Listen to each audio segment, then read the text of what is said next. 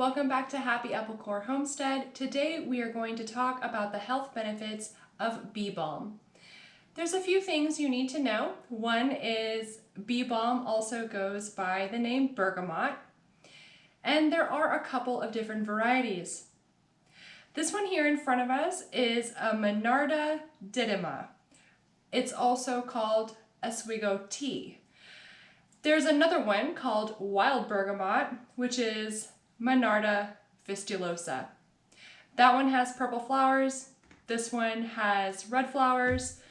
The wild bergamot is super common. It grows in sandy, rocky soil.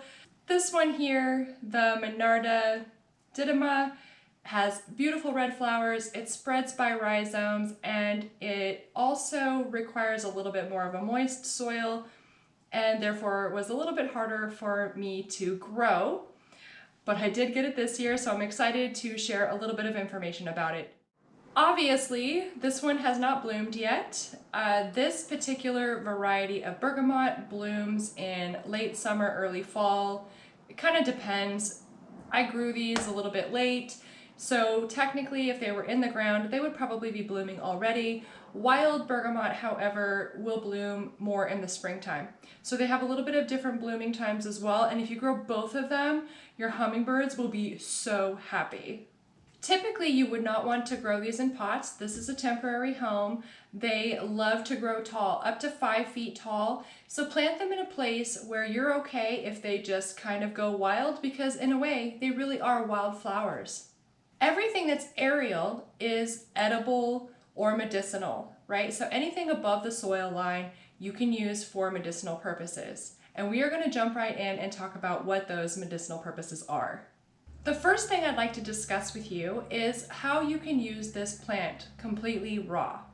Inside of these stems is a liquid that you can pour on a wound if you get injured. You can also make a poultice of the leaves or the stems for any kind of wound healing, insect bites, boils, or burns. You can even crush up the leaves and put them on your eyes to relieve eye strain and pain, as well as headache. Since this particular plant is also known as Oswego tea, we'll talk about what kind of benefits you can get from making a tea out of these fresh leaves as well as the flowers. Of course, you can dry it to make a tea, that way you can have access to it all year long, but don't forget you can use it with just the raw leaves as well. Some benefits that you can expect with an Oswego tea is relief from things like nausea, any kind of intestinal distress like gas, bloating, indigestion, things of that nature. It also works really well for your respiratory system. You can make a tea and then just inhale it, and that's good for things like asthma, bronchitis, cold, or flu. Because this plant is a nervine, it acts as a nerve tonic, so it can help decrease anxiety and calm your nerves. You can also use this as a tincture. I will link up a basic tincture here so that you can check that out. But before I go any further, I want to warn you not to take this with valerian because it can induce vomiting. So unless that is the outcome you're looking for, please do not take those two herbs together. A bergamot tincture is excellent for whooping cough, intestinal or stomach distress, urinary tract infections, and systemic candida. And a lot of us have that. And I really recommend that you add a little bit of bergamot to your supplementation to get rid of that extra candida overgrowth. A bergamot tincture is also pretty effective for menstrual cramps and fever. Bergamot is also amazing dried and used in a salve. I will link up a video here where you can learn how to make an infused oil, which then you can turn into a salve. Of course, you can just use the infused oil as is. It just might be a little bit on the oily side.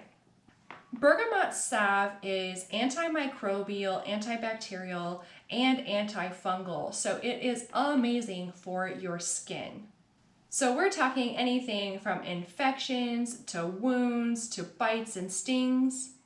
and even skin blemishes. As I always say, this isn't everything there is to know about this beautiful plant. Just keep in mind it goes by many different names. If you are at the store, you're at a big box store and you find a plant that says Bee Balm, make sure you look at the Latin name because there is a difference, not only in the flower, but how it grows. Well, you guys, that is it for today. Thank you so much for watching my video on bergamot. I know there's a ton more information to know about this. There's different varieties, so many different names. Please do a deep dive on this and consider growing this on your property.